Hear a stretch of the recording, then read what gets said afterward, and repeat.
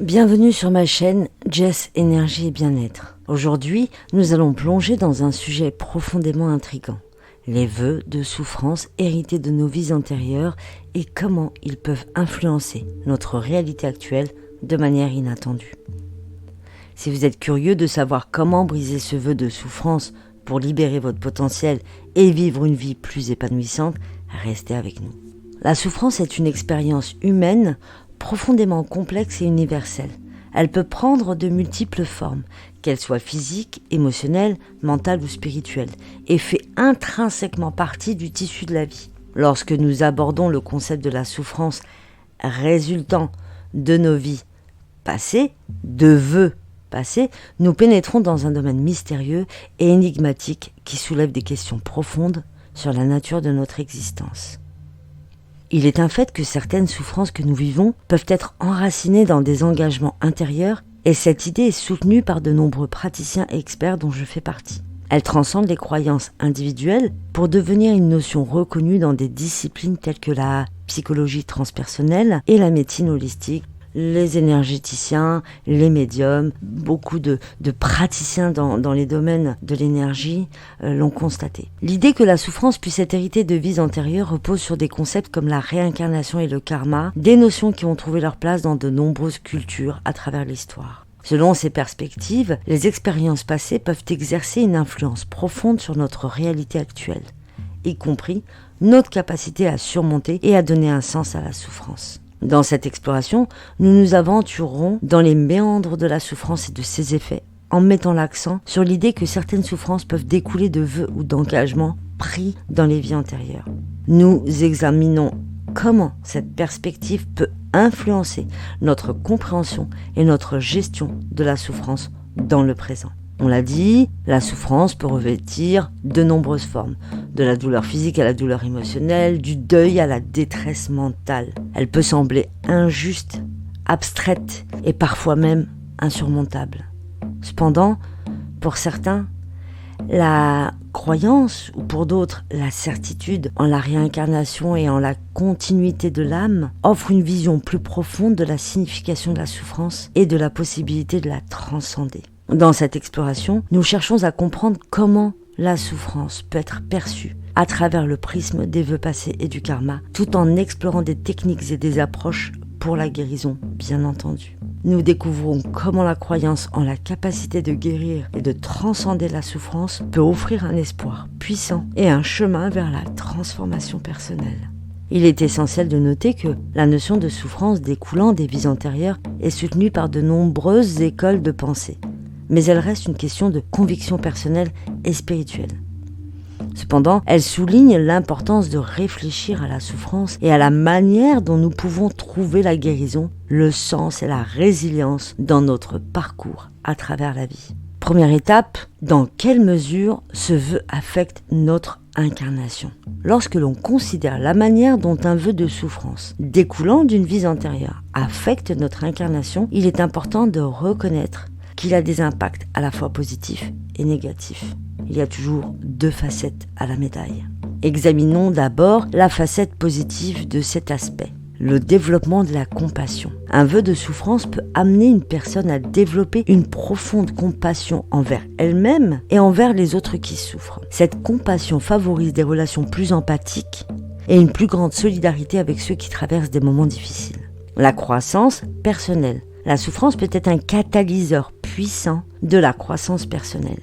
Les individus qui ont fait face à des épreuves ou à des situations difficiles, à des expériences difficiles, développent une résilience accrue, une plus grande force intérieure et une capacité à surmonter des obstacles apparemment insurmontables, certainement pour d'autres. La recherche de sens. La souffrance incite une personne à chercher un sens plus profond à la vie. Elle est le moteur de questions existentielles et de la quête de réponses sur la nature de l'existence et du destin. L'altruisme et l'aide aux autres. La souffrance inspire des actes altruistes.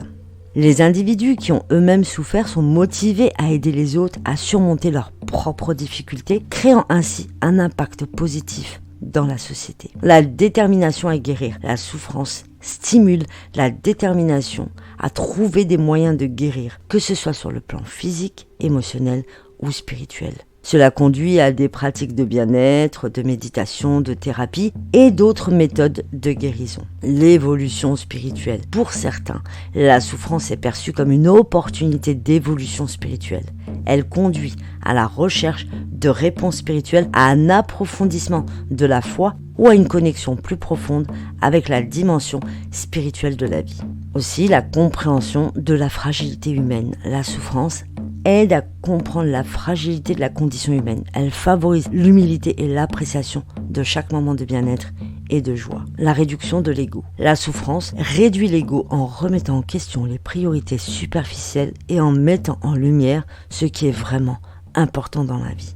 En résumé, un vœu de souffrance découlant d'une vie antérieure influence aussi positivement notre incarnation en favorisant le développement de la compassion, la croissance personnelle, la recherche de sens, l'altruisme, la détermination à guérir, l'évolution spirituelle, la compréhension de la fragilité humaine et la réduction de l'ego. Ces expériences contribuent à la richesse de notre voyage personnel et à notre contribution à la société et bien sûr à l'humanité.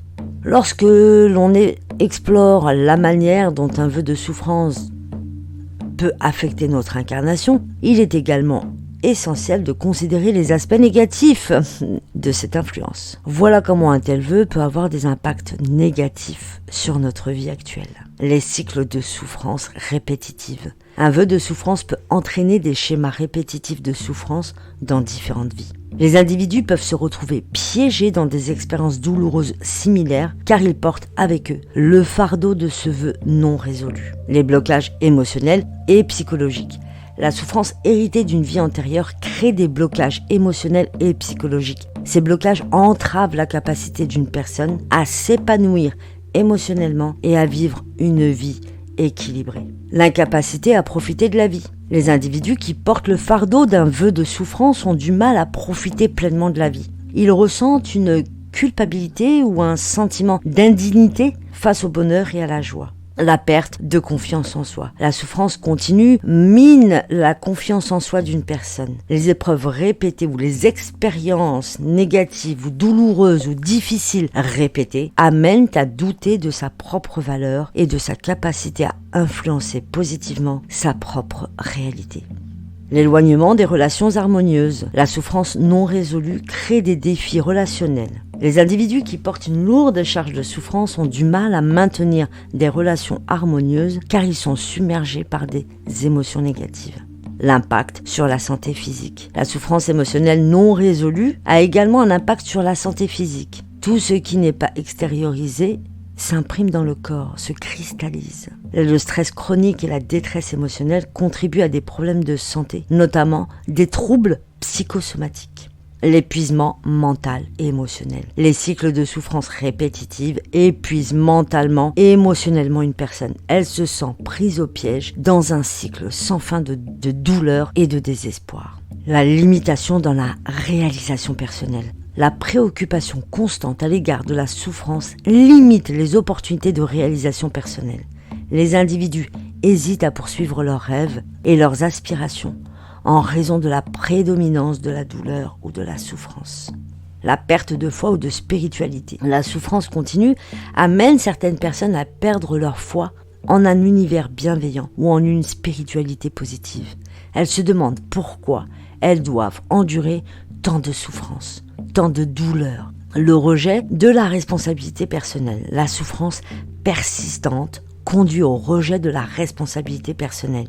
Les individus attribuent leur malheur à des forces extérieures, ce qui entrave la croissance personnelle. Il est important de noter que la manière dont un vœu de souffrance affecte une incarnation dépend de nombreux facteurs, notamment des croyances personnelles, le contexte de la vie et les expériences individuelles.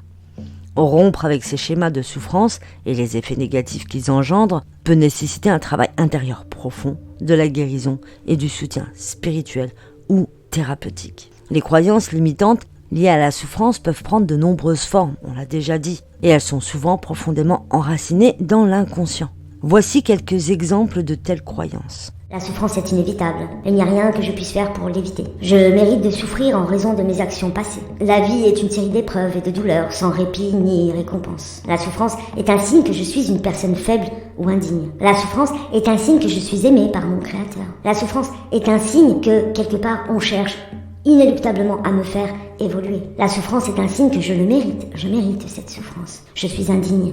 Il est égoïste de chercher le bonheur lorsque tant de gens souffrent dans le monde. La vie est une lutte constante et il est futile de chercher le bien-être. Je ne peux pas être heureuse ou heureux tant que je n'ai pas expié mes péchés ou réparé mes erreurs passées. La souffrance est la seule voie pour atteindre la vérité ou la spiritualité. Je ne peux pas faire confiance aux autres car ils peuvent me causer de la souffrance. Si je suis heureux ou heureuse, quelque chose de mal va finir par se produire pour équilibrer les choses. La vie est une épreuve que je dois endurer plutôt qu'une expérience que je peux apprécier. Il n'y a pas de récompense pour la bonté, seulement pour la souffrance. La souffrance est mon lot dans la vie et je ne peux rien y changer. Je suis destinée à reproduire les schémas de souffrance de mes ancêtres. La souffrance est la seule chose qui me rapproche de Dieu ou de la spiritualité. Et il y en a bien plus encore, je ne vais pas toutes les citer. Ces croyances, ou d'autres, peuvent avoir un impact profond sur la manière dont nous percevons et gérons la souffrance dans nos vies. Identifier et remettre en question ces croyances limitantes peut être un premier pas important vers la guérison et la transformation personnelle. Comprendre si un vœu de souffrance a été contracté, en particulier s'il est perçu comme découlant d'une vie antérieure, peut être un processus délicat, on l'a déjà dit. Cependant, voici un questionnaire qui peut vous aider à réfléchir à vos expériences et à évaluer si cela pourrait être le cas. Gardez à l'esprit que ce questionnaire vise à encourager la réflexion personnelle et ne fournit pas de réponse définitive. Mettez un stop à la vidéo, allez vous munir d'un papier et d'un stylo et répondez avec tout votre cœur, honnêteté, sincérité et authenticité aux questions qui vont suivre. Question 1. Avez-vous déjà ressenti une douleur ou une souffrance profonde que vous ne pouviez pas expliquer par des événements ou des circonstances actuelles de votre vie? Question 2. Avez-vous eu des rêves ou des visions qui semblaient liées à des périodes de souffrance dans des contextes différents de votre vie actuelle? Question 3. Éprouvez-vous une aversion ou une peur intense envers certaines situations ou objets qui semblent n'avoir aucune explication rationnelle? Question 4. Avez-vous des phobies ou des réactions très émotionnelles à des éléments spécifiques sans raison apparente? Question 5. Sentez-vous une forte résonance ou une connexion avec certaines périodes historiques ou géographiques, comme si vous aviez vécu dans un autre temps ou lieu? Question 6. Avez-vous des souvenirs vifs ou des flashbacks de situations de souffrance, même si elles ne correspondent pas à votre vie actuelle? Question 7. Avez-vous des rêves récurrents ou des cauchemars qui semblent refléter des thèmes de souffrance, de sacrifice ou de douleur? Question 8.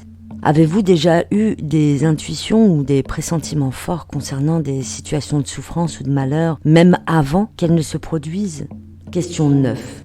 Ressentez-vous une culpabilité ou une honte inexplicable, comme si vous portiez le fardeau des actions passées? Question 10. Avez-vous un intérêt particulier pour la réincarnation, le karma ou d'autres philosophies qui abordent la continuité de l'âme à travers différentes vies? Question 11.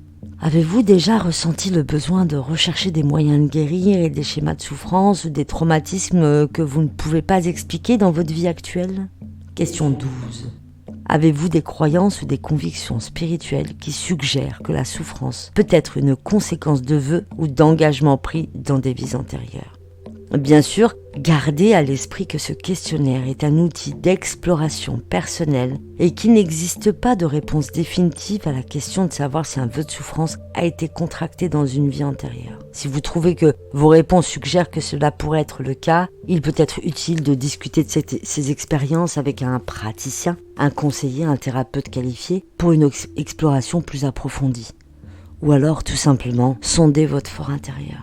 Toutes les capacités sont déjà en vous. Voici ce que vous pouvez faire. Je vous cite une lettre. Répétez après moi. Faites-le à un endroit calme. Allumez peut-être une bougie. Mettez de l'encens. Posez vos pierres de lithothérapie devant vous. Mettez-vous dans un cocon rassurant. Ce que l'on appelle une safe place. Inspirez, expirez profondément. Entrez complètement à l'intérieur de vous. Et prononcez ces mots à voix haute. Moi, citez votre prénom. Je choisis aujourd'hui de transcender les schémas de souffrance qui ont pu me lier à travers les étendues infinies de l'univers. Moi, je choisis aujourd'hui de transcender les schémas de souffrance qui ont pu me lier à travers les étendues infinies de l'univers. Je reconnais que parfois j'ai ressenti des souffrances profondes, des peurs et des limitations que je ne pouvais pas expliquer, comme si elles provenaient d'ailleurs, de temps révolus ou de dimensions méconnues. Je reconnais que parfois j'ai ressenti des douleurs profondes, des peurs et des limitations que je ne pouvais pas expliquer, comme si elles provenaient d'ailleurs, de temps révolus ou de dimensions inconnues. Mais aujourd'hui, je prends conscience que je suis le créateur ou créatrice de ma réalité, ici et maintenant. Aujourd'hui, je prends conscience que je suis le créateur ou la créatrice de ma réalité, ici et maintenant. Dans cette nouvelle réalité que je crée, je me libère de ces chaînes invisibles qui m'ont lié à la souffrance. Dans cette nouvelle réalité que je crée, je me libère de ces chaînes invisibles qui m'ont lié à la souffrance. Je reconnais que l'univers n'aime pas le vide et donc je me remplis d'une énergie d'amour et de lumière qui dissout toute trace de douleur, de peur, de souffrance et de limitation. Je reconnais que l'univers n'aime pas le vide. Et donc, je me remplis d'une énergie d'amour et de lumière qui dissout toute trace de douleur, de peur, de souffrance et de limitation. Je me visualise maintenant en train de briser ces liens invisibles qui me retenaient prisonnier ou prisonnière de la souffrance.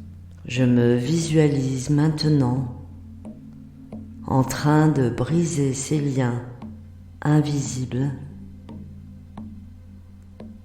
qui me retenaient prisonnier ou prisonnière de la souffrance. Je ressens une libération profonde et une légèreté dans mon être, comme si un fardeau millénaire avait été levé de mes épaules. Je ressens une libération profonde et une légèreté dans mon être, comme si un fardeau millénaire avait été levé de mes épaules. Je laisse partir toutes les mémoires douloureuses qui ont pu me lier à travers les dimensions et les plans quantiques. Je laisse partir toutes les mémoires douloureuses qui ont pu me lier à travers les dimensions et les plans quantiques. Je choisis de créer une nouvelle réalité, une réalité empreinte de paix, de joie et d'abondance. Je choisis de créer une nouvelle réalité, une réalité empreinte de paix, de joie et d'abondance. Je suis le maître de mon destin et je décide de vivre une vie emplie de bien-être et de prospérité. Je suis le maître de mon destin ou la maîtresse de mon destin et je décide de vivre une vie emplie de bien-être et de prospérité. Je mérite le bonheur, la santé et l'amour et je les accueille dans ma vie avec gratitude. Je mérite le bonheur, la santé et l'amour et je les accueille dans ma vie avec gratitude. Dans toutes les directions de l'espace et du temps, sur tous les plans quantiques et dans toutes les dimensions de l'existence, je choisis d'être libre. Dans toutes les directions de l'espace et du temps, sur tous les plans quantiques et dans toutes les dimensions de l'existence. Je choisis d'être libre. Je choisis l'amour inconditionnel comme la force qui guide ma vie. Je choisis l'amour inconditionnel comme la force qui guide ma vie. Je choisis la lumière comme la source de ma compréhension et de ma sagesse. Je choisis la lumière comme la source de ma compréhension et de ma sagesse. Je prends conscience que ma réalité extérieure est le reflet de ma réalité intérieure. Je prends conscience que ma réalité extérieure est le reflet de ma réalité intérieure. En remplissant mon être de l'énergie de l'amour et de la lumière, je crée une réalité extérieure harmonieuse et épanouissante. En remplissant mon être de l'énergie de l'amour et de la lumière, je crée une réalité extérieure harmonieuse et épanouissante. Je suis en alignement avec mon moi le plus élevé et chaque jour, je m'épanouis davantage. Je suis en alignement avec mon moi le plus élevé et chaque jour, je m'épanouis davantage. Je suis prêt ou prête à vivre une vie pleine de bénédictions, de miracles et d'opportunités. Je suis prêt ou prête à vivre une vie pleine de bénédictions, de miracles et d'opportunités. Je choisis la joie, la paix et la prospérité. Je choisis la joie, la paix et la prospérité. Je suis un être puissant, ou je suis un être puissante, connecté à la source de toute création. Je suis un être puissant, ou je suis un être puissante, connecté à la source de toute création. Je suis libre et ma réalité est celle de l'amour et de la lumière. Je suis libre et ma réalité est celle de l'amour et de la lumière. Maintenant, imprégnez-vous de toute cette légèreté, de tout cet amour, de toute cette lumière et répandez-la dans chacune de vos cellules et dans chacune des parts de vous. En conclusion, il est essentiel de respecter et d'explorer nos convictions et nos croyances personnelles ou nos certitudes personnelles, car elles sont une partie précieuse de notre parcours spirituel et de notre développement personnel. Que vous croyez en la possibilité de vœux contractés dans les vies antérieures ou que vous abordiez cette idée d'un autre point de vue, l'exploration de ces concepts peut être enrichissante. Si ce thème vous a intrigué ou inspiré, je vous encourage à poursuivre votre quête de connaissances et de croissance personnelle. Afin de parfaire cette transformation personnelle, je vous suggère effectivement de faire cette introspection au moins pendant 21 jours d'affilée, toujours en sondant votre fort intérieur et en vous demandant si il reste encore des effets de ce vœu de souffrance provenant d'une vie antérieure. Faites-le au moins pendant 21 jours consécutifs, au mieux vraiment pendant 45 jours. Et attelez-vous à aller jusqu'au bout de cette transformation personnelle. Notre chaîne YouTube est un espace dédié à l'exploration de sujets fascinants, allant des questions spirituelles aux défis de la vie quotidienne. N'hésitez pas à vous abonner pour rester connecté et continuer ce voyage ensemble. Vos commentaires et vos partages sont également les bienvenus, car ils enrichissent notre communauté et les discussions. Merci de faire partie de notre recherche de sagesse et d'inspiration.